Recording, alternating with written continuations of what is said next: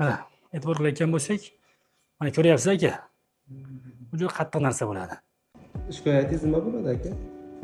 Shu turaman deganda qart etib nima bo'lib qoldi-da, bukilib qoldi. Shu o'tirib bo'lmay qoldi ekan, nima og'riq bo'lib bukilmay qoldi-da.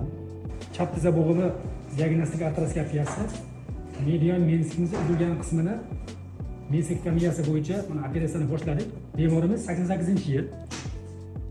20 kun oldin tizza bo'g'imida noqulay harakat tufayli tizza bo'g'imini ichida 40 datta ovoz eshitilgan. Shuni hisobiga tizza bo'g'imida blok, ya'ni tizza bo'g'imida bukolmagan, yozilmagan, tizza bo'g'imida shish yuzaga kelgan. Mana e'tibor qilyapmiz, mana ekranga qaratamiz. E'tibor qilsak, tizza bo'g'imini ichki mana medial menskimizni orqa shoxi, mana tanasi, tana qismi uzilib ketganligi aniqlangan. Mana e'tibor qilayotgan bo'lsak, mana ko'ryapsiz aka. Bu juda qattiq narsa bo'ladi. 40 tatganda shu uzilib qolgan.